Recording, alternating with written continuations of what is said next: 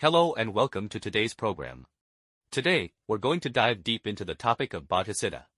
We have some fascinating material from the essence of Bodhicitta, specifically a dialogue between a master and disciple. This material uses some very vivid metaphors to explain a concept often mentioned in Buddhism, but one that can sometimes feel a bit abstract. That's right, so our goal today is to use these metaphors to explore together what Bodhicitta truly is, to understand its profound meaning. It's not just about grasping its definition, but also seeing its practical connection to your afflictions, merits, wisdom, and even how you view the world. Let's begin. The first metaphor is quite striking. Bodhicitta is like an alchemist's elixir. How so? Well, an alchemist's elixir is meant to remove impurities. Here, the impurities refer to our afflictions. In the material, the master states that if you trace afflictions back to their root, they stem from greed. And this greed doesn't arise from nowhere. It originates from our deeply ingrained views and perceptions. How do these views come about? Often, they're subtly instilled in us from childhood through our environment and family. This instilling resonates with me. For example, since I was a child, I've been used to the taste of a certain dish at home, and I feel that it's the best, and all others are wrong. Is this kind of stubbornness also a view and attachment instilled in me? Exactly, that's precisely it. That's a great example. And if you think about it, this pattern doesn't just apply to food. Oh, that's true.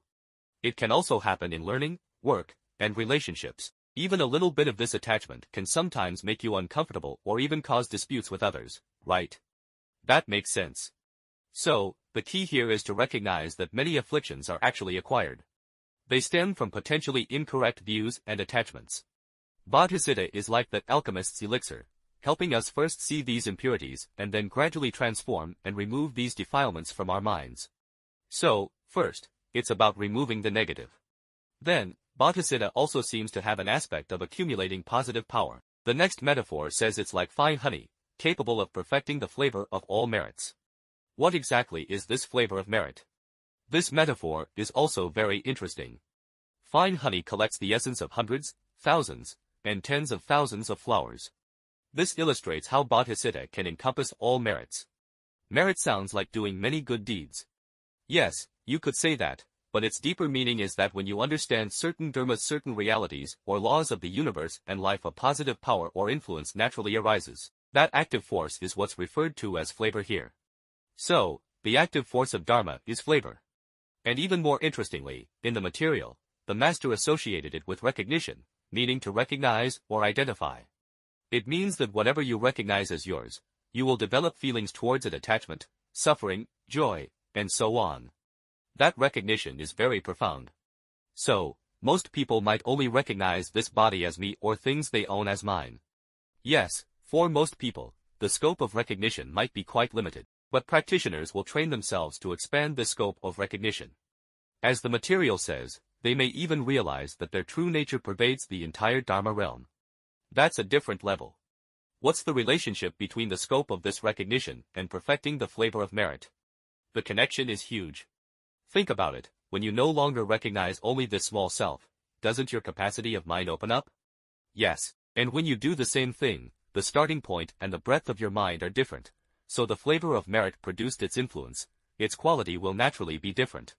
Therefore, perfecting the flavor of merit isn't just about accumulating how many good deeds you've done.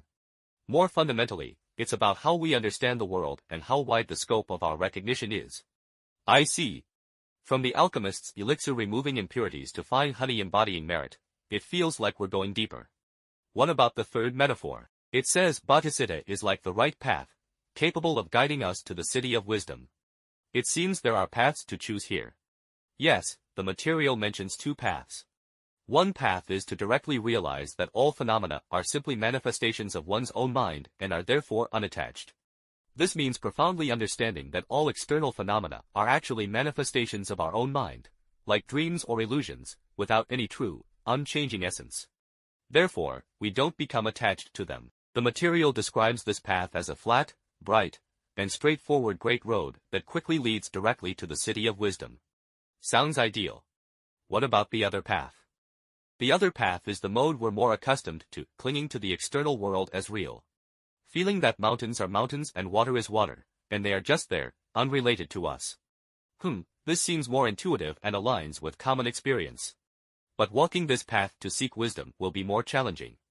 The material says it's like climbing mountains and crossing rivers, encountering thorns and wild beasts, because you perceive external circumstances as real difficulties and obstacles, which you then fight against and deal with. Even though this path takes a detour, it can ultimately reach the destination, but it consumes a lot of time and effort.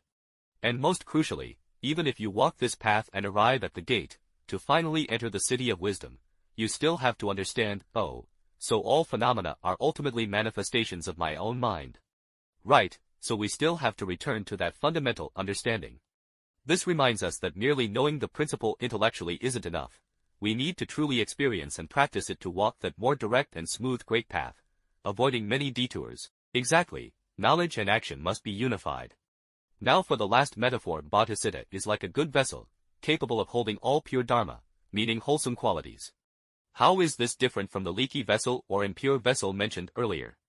The metaphor of a good vessel primarily emphasizes the importance of upholding precepts. The mind is like a container. If this container has leaks, for example, you break precepts, or if the container itself is unclean, for example, your motivation isn't pure, not genuinely for the benefit of others, then even if you perform some superficial good deeds, this good energy, will easily dissipate and cannot be retained. It might even, as in the materials analogy of a monk receiving offerings, become an obstacle if the mind is not pure. That's very serious. Yes. So, to make yourself a good vessel, the key lies in upholding pure precepts. Specifically, the material mentions the 3 pure precepts: precept of restraint, preventing evil and stopping wrongdoing; precept of accumulating goodness, diligently performing all kinds of good deeds; precept of benefiting sentient beings, actively working for the benefit of all beings. The core of these 3 is actually to maintain a pure and wholesome motivation. That is, you do these things for the benefit of others, or at least for the benefit of both yourself and others, not just for yourself. So, generating Bodhicitta sounds like more than just a thought or a wish. It also requires very practical action, especially through upholding precepts and continuously examining and purifying one's motives, making oneself a truly capable and perfect vessel for wholesome dharma. Precisely. Listening to all this, through the 4 metaphors, the alchemist's elixir, fine honey, the right path, and a good vessel, the image of Bodhicitta really seems to have become much more tangible. Yes, it's a key method for transforming our afflictions, the foundational state for perfecting merit, and simultaneously the most direct path to wisdom. Moreover, it requires us to become a pure vessel capable of holding wholesome dharma. Exactly. You'll find that while these metaphors have different starting points, they all point to a common core: the transformation of the mind. The transformation of the mind?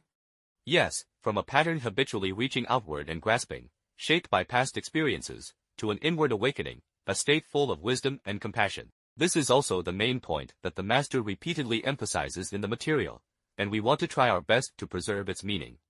Understood? Well, today, through these few metaphors, we've explored the multiple facets of Bodhicitta. Finally, I'd like to leave you with a question to ponder in your current life. Which of these 4 metaphors resonates most with you? Or, how do you feel you are currently acting as a vessel? Are you a good vessel, or perhaps a bit leaky or impure? And on which path to the city of wisdom do you feel you are currently walking?